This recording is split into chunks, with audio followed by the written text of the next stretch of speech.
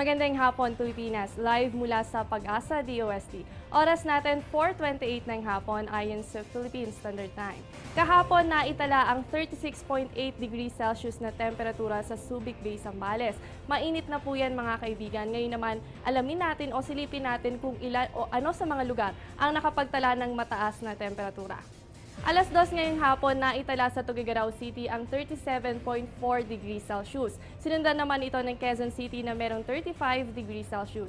At kasama pa rin sa listahan ang Subic Bay, Zambales na merong 34 degrees Celsius na sinundan naman ng Ambulong, Batangas na merong 33.9 degrees Celsius. Habang sa Cabanatuan City meron naman itong 33.5 degrees Celsius.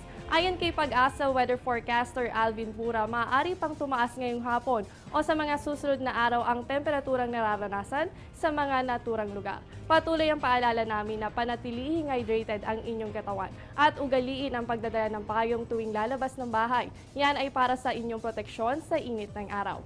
At dahil nga sa mainit na panahon, mas mabilis ang pag-angat ng tubig sa ating atmosphere. Dulot ng evaporation na bubuo ang mga kaulapan na nagiging sanhi ng pulupulong pag-ulan o pagkidlat pagkulog.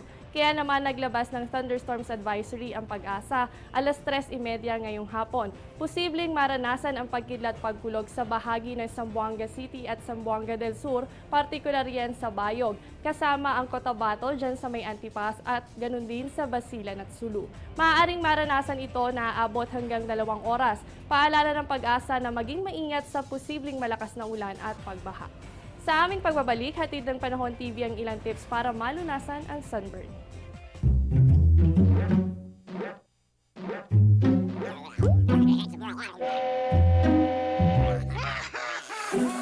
Worried kung nasaan ang package mo? Sa Air 21, worry-free! May real-time SMS updates kaya alam mong status ng padala mo every step of the way. Why worry? Pwede namang worry-free. Sa Air 21, sagot ko, padala mo.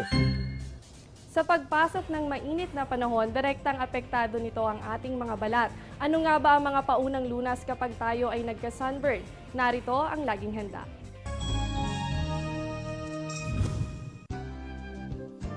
Ang sunburn ay sanhi ng overexposure ng ating balat sa araw. Kaya naman, para magamot ang sunburn, takpan ang naapektuhang parte ng tuwalya. Dampian ito ng malamig na tubig. Maaari ring lagyan ng calamine lotion o after sun creams ang balat.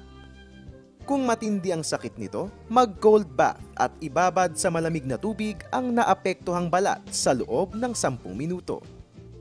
Huwag munang bumilad sa araw. Manatili sa loob ng bahay o sa malililim na lugar. Kung malala na ang sunburn, agad nang pumunta sa ospital para sa tulong medikal. Solusyonan agad ang sunburn para agad din kayong maginhawaan. At yan ang latest mula sa Pag-asa DOST. Manatiling nakatutok sa Panahon TV Express kung saan walang pinipiling panahon ang pagbibigay impormasyon. Please check our official social media accounts and website para sa detalyadong ulat panahon. At maaari nyo rin kaming mapakinggan sa DWIZ. Ako ang inyong weather body, Jessie Basco, na nagsasabing walang dadaig sa taong may alam at laging handa. Magandang hapon.